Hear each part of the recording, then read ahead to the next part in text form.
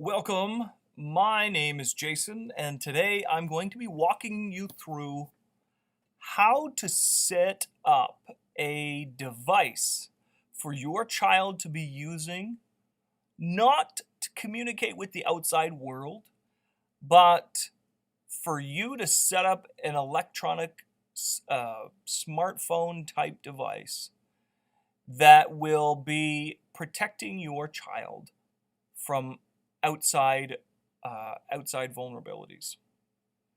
And what do I mean by outside vulnerabilities? I mean the ability for people, adults, to contact your child, or for your child to seek that out on this device. Now, I'm holding up an iPhone. I just purchased this iPhone, but I have compared this to the features on the Android. The Android does not compare when it comes to the features that are available on the iPhone. I have never owned an iPhone for myself up until the last few years, and I have a couple of them. But I bought this phone brand new just to show you the setup process from beginning to end, to making sure that this is the complete lockdown of this type of device, making it ultimately the safest for your child. Now, as I said, this is not for communicating with the outside world. This is not for you to give this cell phone or tablet or whatever to your child for them to take to school and for them to bring home. If you want to do that, if you want a cell phone for that purpose and have zero risk when it comes to the outside world, this video is not for you. But I will tell you that that doesn't exist. That to minimize the risk, to absolutely get the risk to its lowest point for your child on any kind of communication device, you need to be giving them something like a landline to take back and forth to school. And obviously, that's not possible. But stuff like a flip phone or prepaid phones that you might get at a convenience store like 7-Eleven, you might be able to find old school technology that you can block picture and text messages, block picture and video messages, and possibly block text messages, all at the phone side, all at the phone service provider side. But again, this video is not for you. This video is to give you the power as a parent, as an adult, to properly prepare a device that is going to be appropriate for your child to have. I would say age appropriateness for this is anywhere from 0 all the way to age 12. I'll tell you that on my child's phone, here's my child's phone right here. It's an iPhone 5, and this has the same technology as what I'm about to show you on this guy. So when we are talking about the iPhone, there's absolutely no comparison. iOS, the operating system with Apple and Android devices, there's absolutely no comparison when it comes to this kind of security. The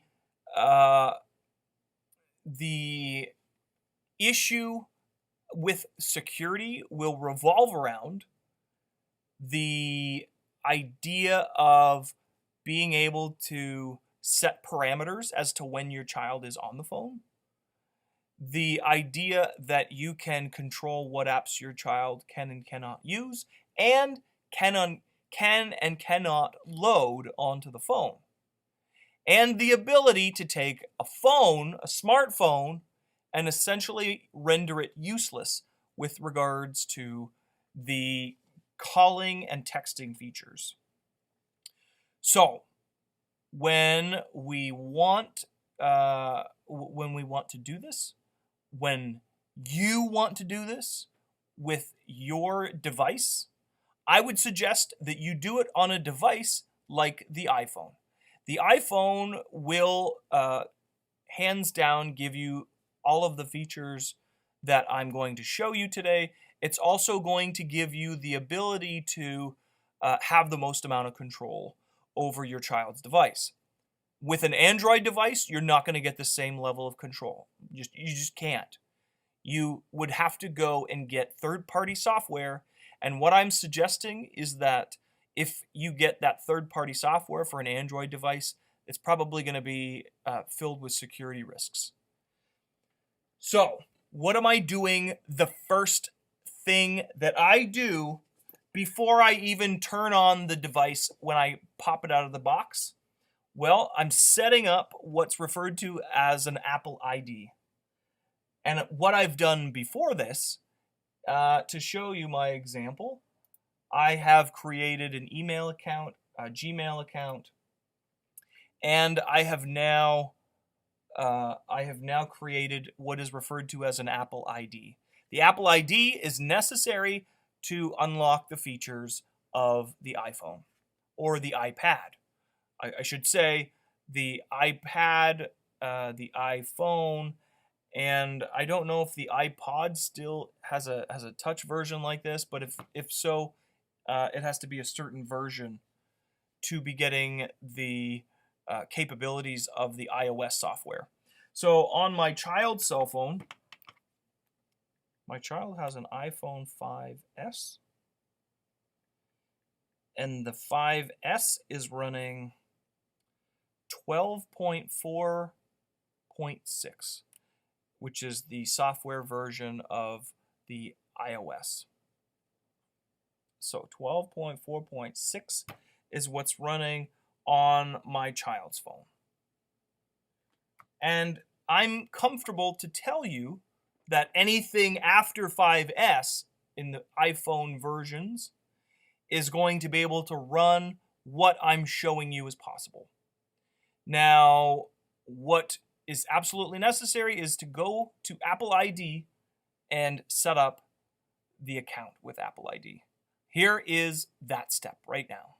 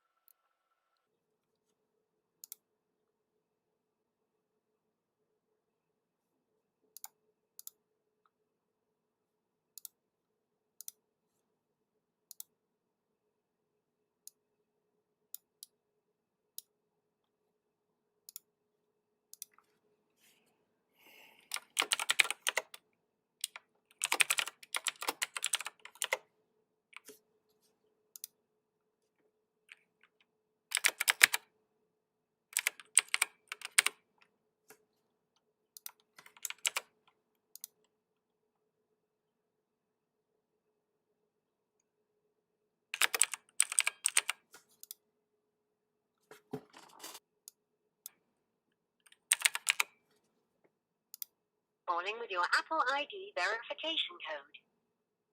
Your code is 532-696. Once again, that's 532.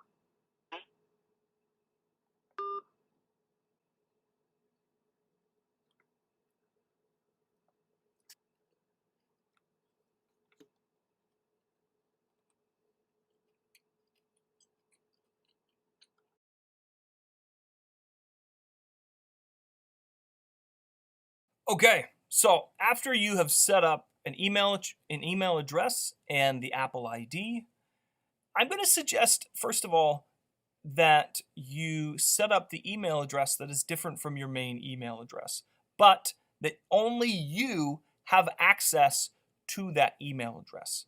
And only you are going to have access to this Apple ID. At no point should none of these passwords be given to your child or input while your child is around. What I am going to show you is revolving around the iPhone 6s. So when we start off, when we get this out of the box, we are taking a look at this screen. So right off the bat, we are going to go to English. I'm going to select Canada, and I am going to set up manually. I'm going to select my router and input the password on here. Okay, so as soon as I am logged on, it's going to essentially take a few minutes to activate the phone.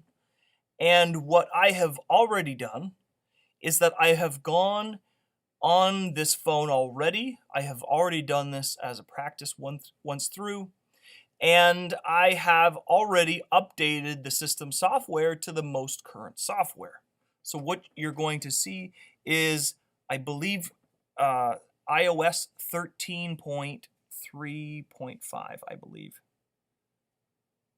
All right, so Touch ID. We are going to use Touch ID on this phone. And what we are going to do is use our fingerprint as well as our child's fingerprint. And our child is going to be able to unlock this phone using their fingerprint. They're not going to have the phone password. They are not going to have the password for the Apple ID. That's where everything starts and revolves around. So just for them to unlock the phone from the lock screen, they are going to use their fingerprint. And we are going to set that up later. So I am going to continue with this. And I'm going to use my right thumb. And I am going to place my finger. Going to adjust my grip. And I'm going to essentially make this complete. I'm going to also create a password. The password I'm going to create is 1, 2, 3, 4, 5, 6. Obviously, you should create something stronger, and it's telling me that you should make something stronger. I'm going to use anyway. Input the password again. Apps and data. So it's looking to transfer stuff, and I'm not going to do that. I'm going to not transfer. So Apple ID. In a moment, I'm going to be able to start recording on the phone as soon as it allows me to get onto the main screen. So I'm going to put in my Apple ID now. Otherwise, it won't let me continue. It will make me try and create the Apple ID. So I'm not going to create an Apple ID. I have one already. And that is kids. What I have now is that it's asking me for two-factor authentication. So it has my cell phone number, and it's going to tell me the code to put in now. This is Apple calling with your Apple ID verification code. Your code is 430-127. Once again, that's 430. So anytime anything pretty much happens with my Apple ID, I'm now being notified with it on my personal cell phone, not the child's device. Okay, I just agreed to the terms of service agreement, and it is going to start setting up this phone now. So in total, you should probably set aside about 1 hour to do all this, even though it may not take me that long. But you should at least be spending, I would say, at least 30 minutes doing everything that I'm going through today. Especially if it's your first time working with screen time, which is the part of the settings that we are going to be working on today. Oh, here we go. Keep your phone up to date. I'm going to select install updates manually. It wants to turn on my GPS. I'm going to turn off the GPS. What I will say about the battery life of most iPhones and iPads is that they're usually pretty garbage. Set up in wallet later. I'm being asked about iCloud keychain. I'm not going to use that. That's about basically storing. It's looking to bring me through all the things. Screen time is what we're going to be working in, but I'm not going to show you how to do it here. I'm going to show you how to do it on the main screen in case your iPhone or iPad already has this and is already set up. Get started. So now it's going to tell me that I have no SIM card installed. That's correct. Again, that's super important. If I have a device like the iPhone that is something that has the ability to have a SIM card, I'm going to show you how to have this phone operable without having the SIM card installed, and to keep it as safe as possible for your child. But what I'm going to do is I'm going to start off by recording on the phone. So I'm going to show you in depth right now what it is that I'm doing. So I am now screen recording, and I'm now showing you on screen what is happening on the phone. So what am I starting off with? Well, I want to start off with locking down and taking off all the apps that I know that my child is not going to be using. Actually, I'm going to turn on the display. Where's the display and brightness? I'm going to stop it from doing that. Actually, I'm going to put it on never.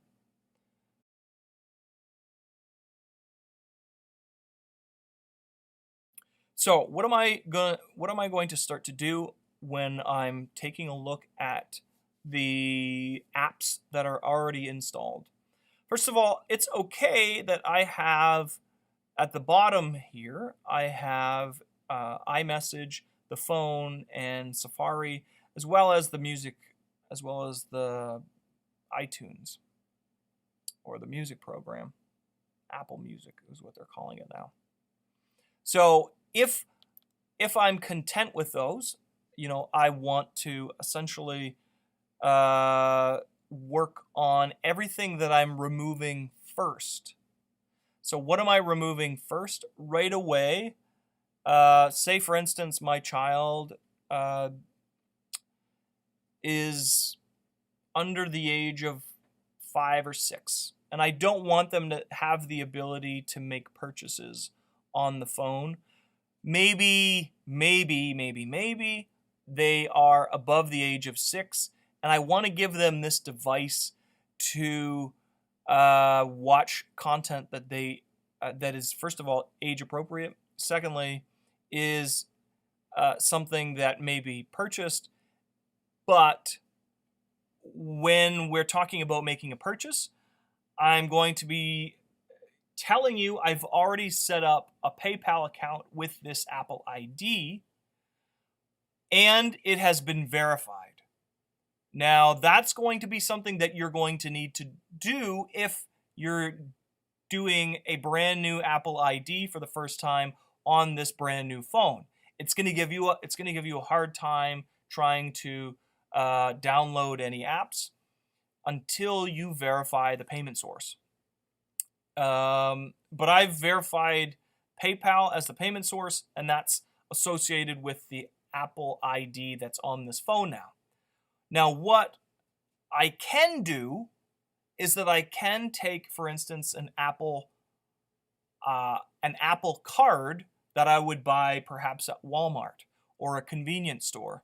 And I can then load that card as a credit for my child. Maybe my child is going to do some chores around the house, for instance, and I can reward them with Apple cards. This can now be credits for them to use to download music on here or on Apple TV, age-appropriate stuff. And I'm going to show you exactly how to narrow that age-appropriate content down in just a few minutes. But when I'm looking at removing apps, the first one that comes to mind that is really problematic is going to be the mail program. I'm going to just flat out delete the mail program. And why is that? Because if my child, for instance, has a game that they want to load on the phone or the device, and that has a social network, for instance, it has a forum for people to go and comment, this becomes a liability. And 9 times out of 10, to get a membership in these types of forum, you're going to need an email account to do so. So we want to remove that ability and take that app right off the phone. Now, say for instance, I'm okay with my child having access to the rest of these, save and accept for FaceTime and iMessage.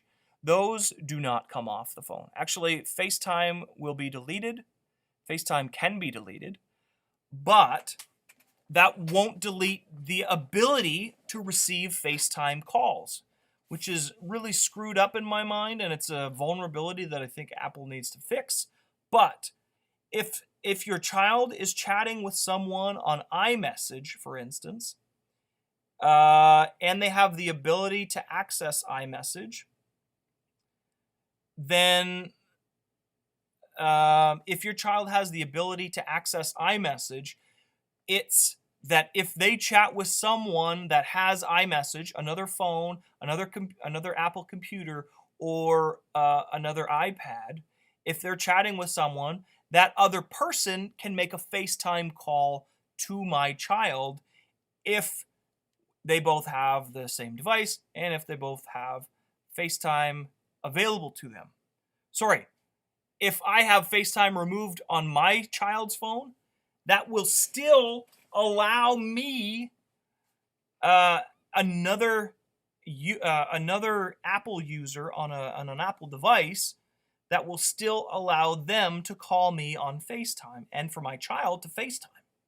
That's just ridiculous. Even though I just deleted FaceTime from the phone. So that's something that's built into FaceTime. Or sorry, that's something that's built into iMessage, I should say. Say that I've deleted all the apps that I want to delete. Maybe I don't even want to give my child access to the camera. This is not the appropriate way to do this. You can't delete the camera app from here. You have to be able to disable it from inside screen time.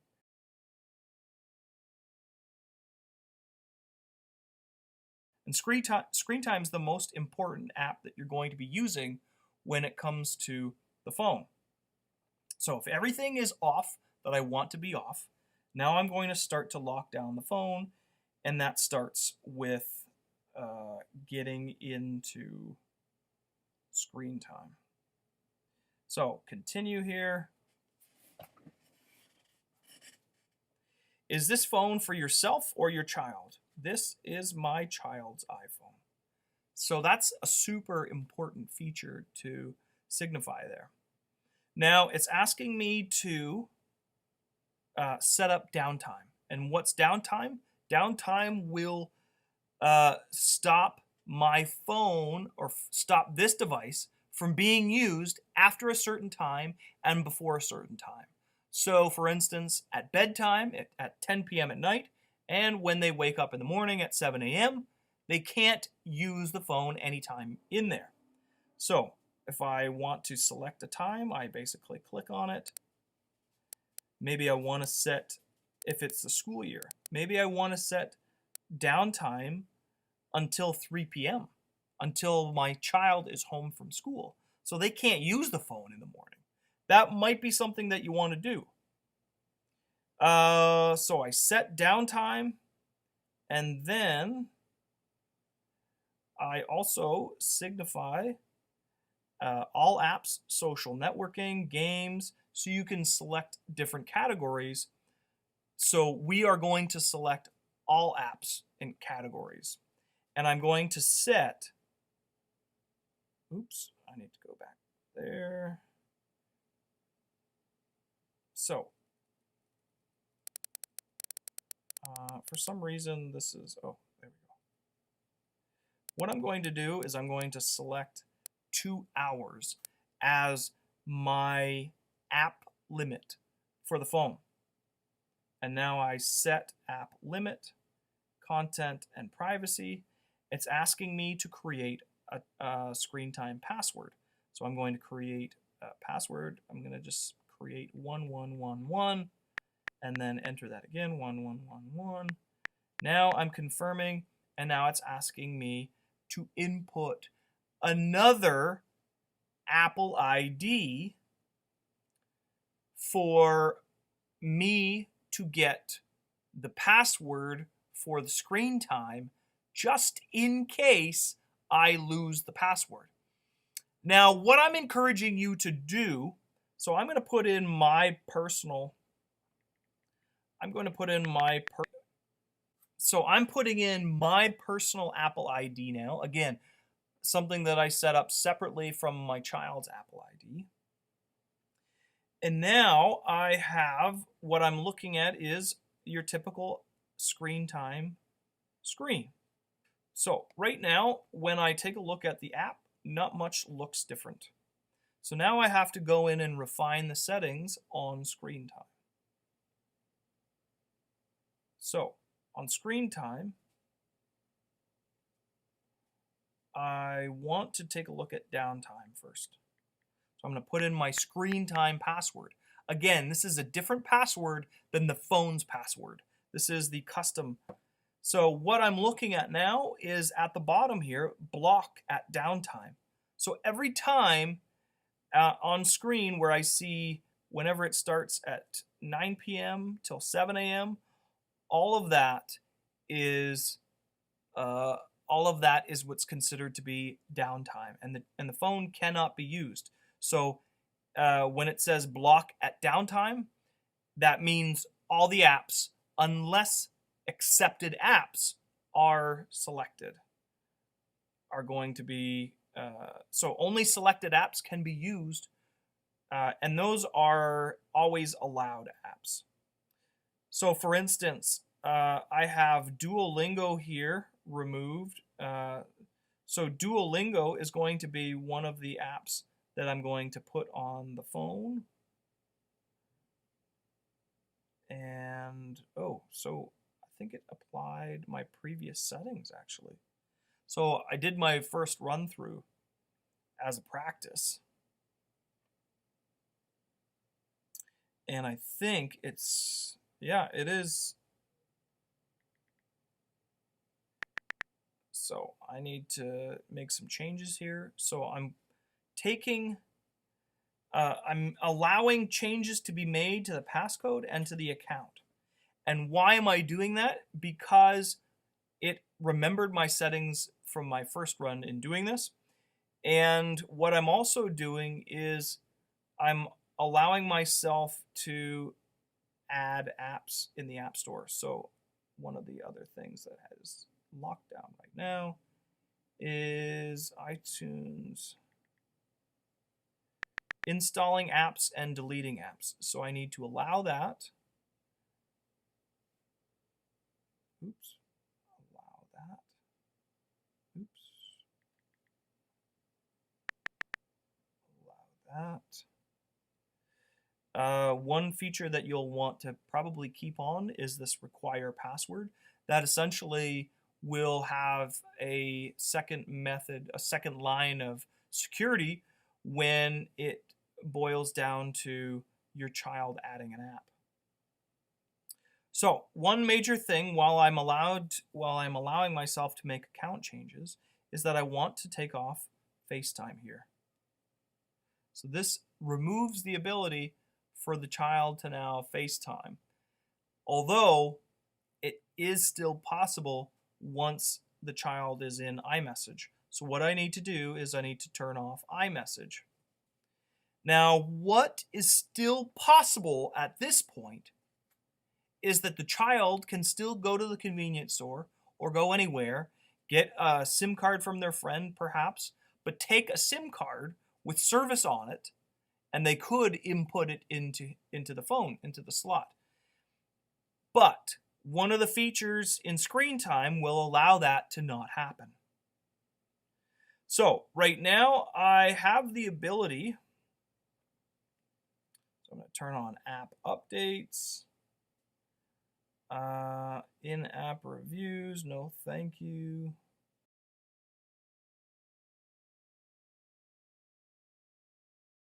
What I'm going to do is I'm going to go into the App Store. I'm going to add an app that I want. So let's go and take a look at any random kids app. Let's take a look at apps. And let's take a look at Duolingo again. That was a pretty safe bet. Duolingo. So Duolingo is basically a translation app. This one actually I think helps learn ABCs, so it's geared towards kids that are 4 years old and up. You can see in the top right hand corner here of the app that this is rated 4+. I'm going to show you in screen time how you can maintain control over what kinds of apps are being even displayed, I think, to your child. Actually, I don't know that that's the case. So let's see. So Duolingo is operational. Would like to send me notifications. No, thank you. Your name is spelled K-I-D-D-O. So Put your name pretty back simple together. you know, obviously age appropriate for certain age groups. A 10-year-old isn't really going to like this app, but right now, while I have the phone, while I have the App Store visible, my child hasn't laid 1 inch of their finger on this phone yet. So keep that in mind. This is you setting this up in private. So do this at nighttime when they're sleeping. Do not do this while they are still awake during the daytime. That will be asking for bad news.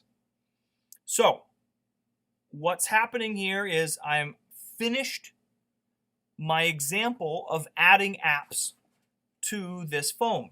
So now I'm satisfied that these are the apps that are going to be living on this phone until sometime in the future when my child might want some more apps. So now I'm going to go back into settings. I'm going to go into screen time. And I'm going to go into content and privacy restrictions, iTunes and App Store purchases. So I don't want my child to delete apps. I don't want my child to be able to install apps. So now what has it done? It has removed the App Store. The App Store is nowhere to be found on the main screens. Well, it's not accessible at all because that feature is on.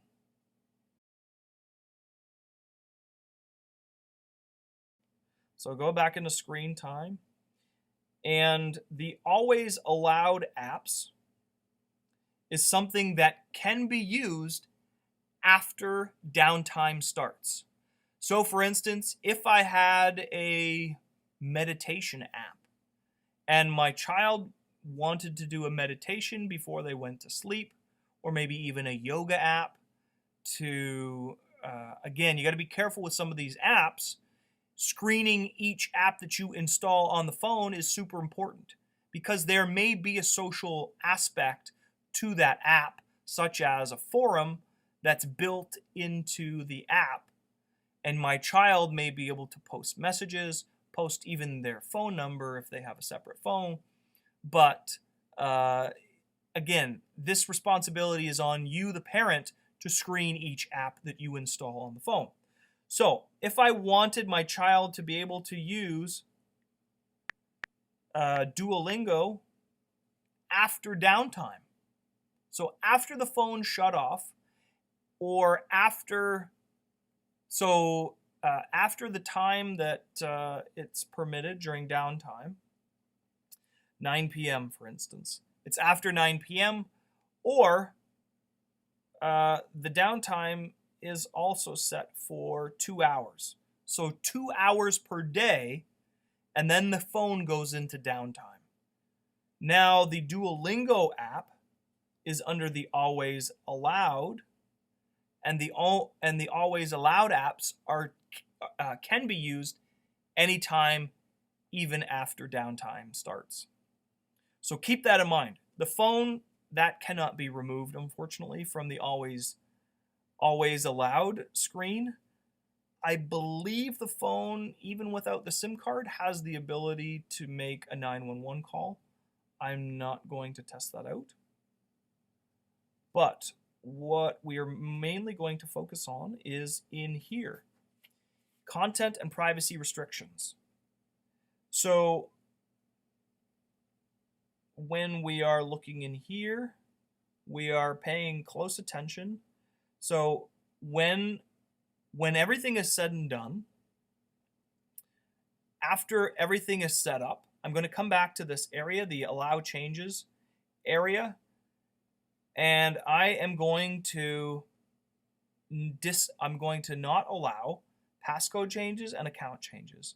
This is very important, because if I allow account changes, then my child can go anywhere into the settings menu and change pretty much anything. But what I'm going to do is focus on the web browsing app now. I don't know that it's set up for it, but let's go back into screen time for a second. If we go back into screen time, the content and privacy restrictions, under content restrictions, under content restrictions, we are given 3 different options for web content to allow on Safari. Unrestricted access, which means that the child can use the web browser to go anywhere they want, including, for instance, Instagram. Are you wanting your child to have Instagram on their phone and have, adults from anywhere in the world contact your child and send them dick pics? Probably not. And well, the same can be said for on the web browser. They can access Instagram. They can create an Instagram account and maintain an Instagram account from a web browser. And that is something that is a vulnerability, huge vulnerability. So now I want to only allow websites that I select. And now the websites that are pre-selected by Apple are here, and I can add my own website. I don't want to do something like Google, because that will ultimately try and take my child off of Google somewhere else. And even though the phone won't allow it, let's try it out. Oops. So we're going to add Google as an exception here.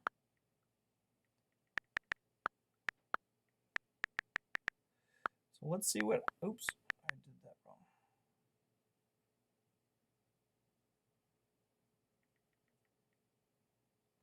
All right, so Google is now added as an exception. So if I type in anything on here, except for those websites, it won't allow me to go there. If I go to hotmail.com, it won't allow me to do that because it says it's restricted. And now it's saying allow website. It's asking for the screen time password to be put in. If I go to Google, for instance, it will allow me to go to Google. Now, how far will it allow me to go on Google? Let's see. So, Kids Help Phone is a phone line that operates in Canada. Oops, where did we go here? All right, let's see if it will take me to Kids. So, it's telling me that this URL was blocked.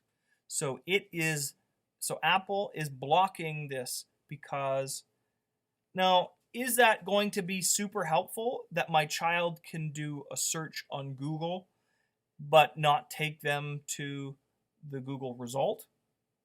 You know, I have mixed feelings about that. I think kids should have the ability to explore stuff like Google. I think a better site would be Wikipedia. I think Wikipedia would be a great site to add an exception to. Let's add the exception to Wikipedia and see what happens. Go back into screen time, content restrictions, put in my screen time password, web content. Let's add Wikipedia.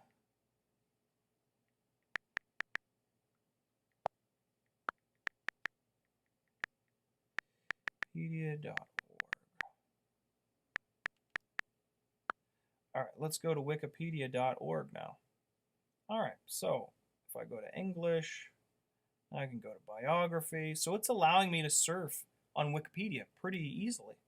So if I want my child to be able to search stuff on Wikipedia, that looks like pretty much any Wikipedia page is fair game. Now, what can't happen is that it won't allow me to go to outside links here. Let's see.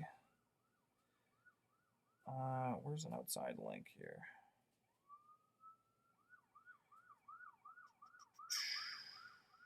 External links. There we go.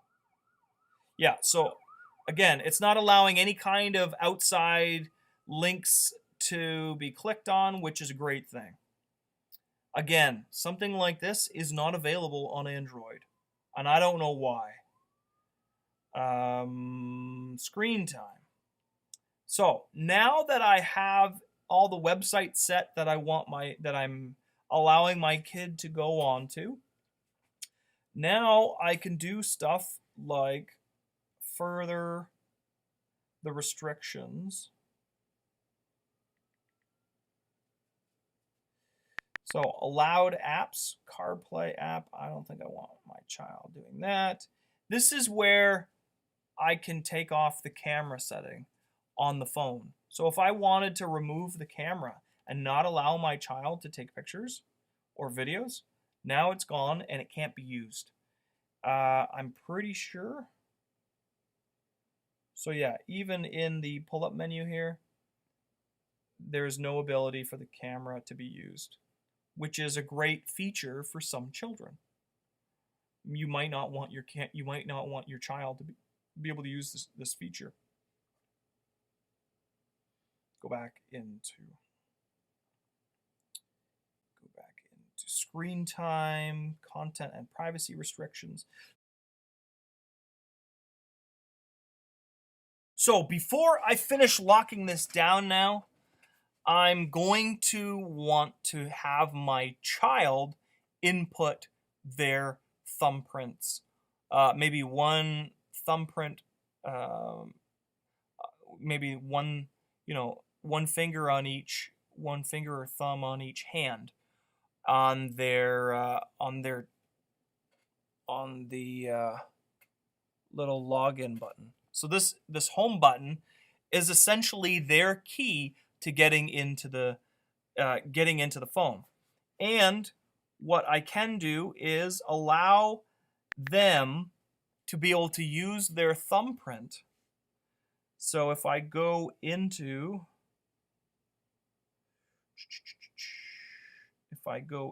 iTunes or App Store, I should say. Sorry, not there. We go into Touch ID. Sorry, in Touch ID, I put in the phone password. And I can see that my thumbprint can and will be used to use Apple Pay features or password autofill. I want to take those off.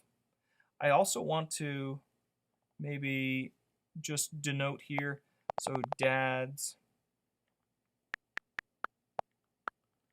left thumb. I don't know if it was my left thumb or my right thumb. But now I want to put a profile here of fingerprints from my child or anybody else that I'm going to allow to use this. Maybe a sibling might be using this phone, and I want to have the sibling share on this device. So now I have to make this difficult feature of this difficult decision of whether or not I allow them to have access to iTunes and the App Store. And that's really your prerogative. Now, even though I have PayPal set up, I can still input a gift card from Apple onto the account. I can still input a gift card from Walmart or wherever on the Apple ID account, so my child will then be able to draw from that to make purchases with apps that they specifically might want to purchase, or songs or any kind of video media that might be in Apple TV. So right now we can see that everything is usable, and that's because it says that that the time zone is that the time is 5:09 p.m. even though it's actually 8:09 p.m. This is stuck in on the West Coast right now, and that's probably because I didn't turn on the GPS. So if I go into the App Store, wait a minute, what was I going to do? Oh yeah. So in the iTunes, oh wait a minute.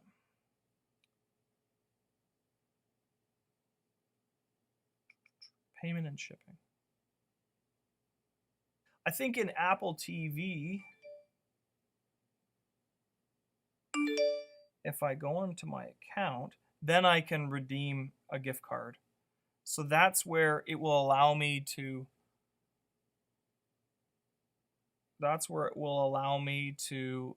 input a gift card that I've purchased. I can also go onto the website on a desktop computer separately and add a gift card or the Apple Card. No matter what though, in screen time, I have the ability to allow certain types of content to be purchased. So wait a minute, where are we going here? Content restrictions. Okay, here we are. So if I want to only allow my child to download clean lyrics on music, I can do that.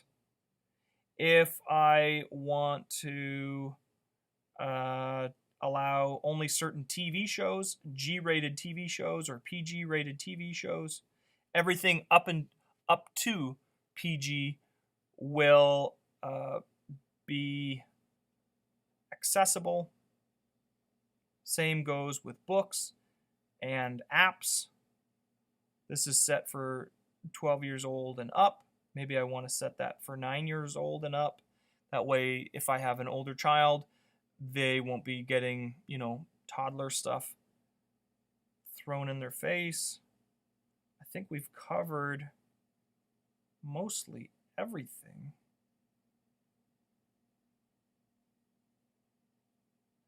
You're going to want to go through screen time thoroughly and understand that this is your key as the parent to everything that comes and goes off of this phone and off this device.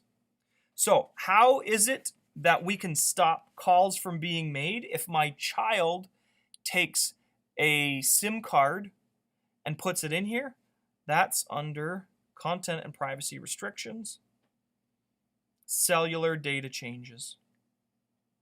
So if I select don't allow, then it's not allowing cellular data changes to happen. So it's not allowing a SIM card to be entered into here and to then have cellular service. So now I have finished locking down everything, and everything is as it's expected for my child, and I'm giving my child this phone for the first time. What I want to do is make sure that their thumbprint or a fingerprint is on here. That way they can unlock the phone with their fingerprint. And now I'm going to go back in here after I've input their fingerprint, and now I'm going to not allow passcode changes and not allow account changes. That way my child can't go in here and now turn on iMessage. So it's impossible. But what is still possible, if there was a SIM card, what's still possible is to send, let's try and send,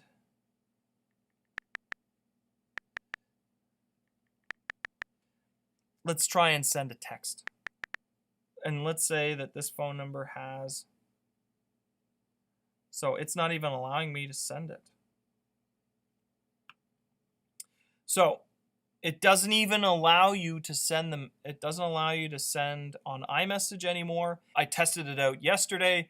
I sent a message while this feature was enabled, and I will tell you that it won't send a message to the phone. It won't send a message to the phone on cellular data either, because again, that cellular no changes to the cellular data can be made. I think we covered everything. I'm almost positive we covered everything. Screen time is going to be the key here. And what I'm going to suggest is that you familiarize yourself with all of these features in the settings menu, and familiarize yourself with how to lock down this phone before. Now, I'll do one more thing here.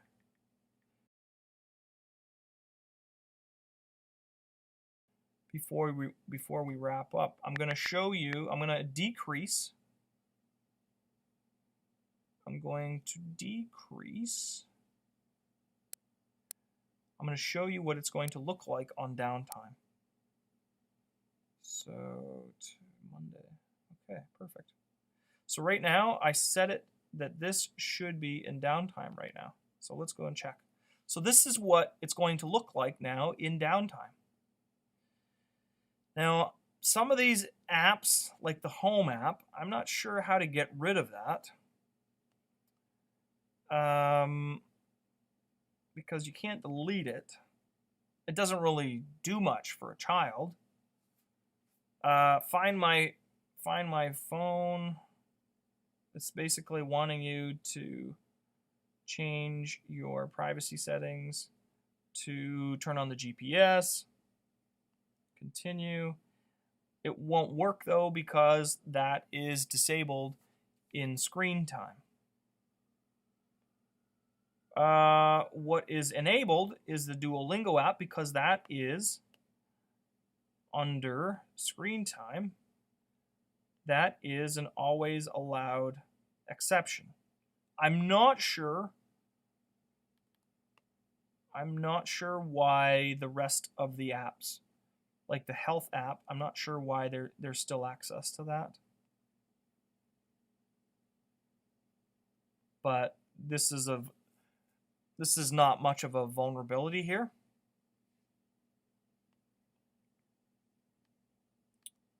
It also allows you to connect the iWatch, and that's obviously an exception also. But as you can see, everything else is pretty much dimmed out. There's no files in here. If I go onto an app and my time limit has been reached, so my 2-hour time limit for the day, or my or I'm outside of my downtime time. So if I'm past, whatever the time is per day, I can ask for more time.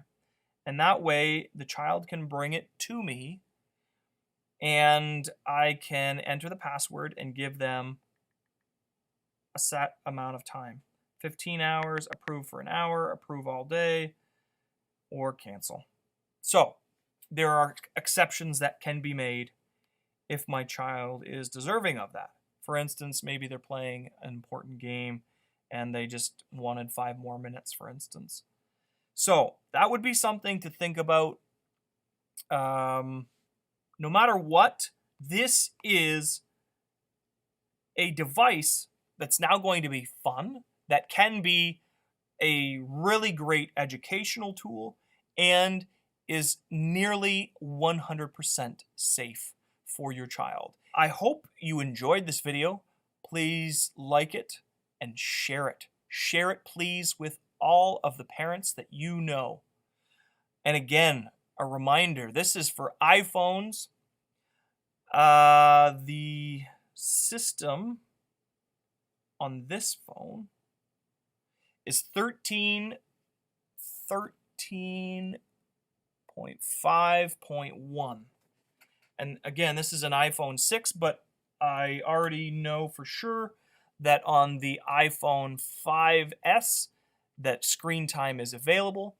I believe if the phone can have Apple's iOS 12, then you are fine.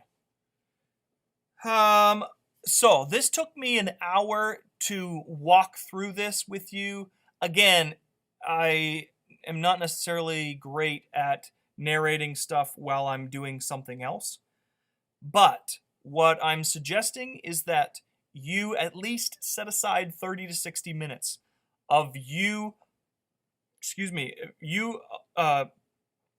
during your alone time to do this, to set up a device like this using screen time. So again, I hope this was helpful. Please share it with all the parents that you know that are interested in keeping their kids safe. Make sure you subscribe, and we will see you next time. Keep those kids safe.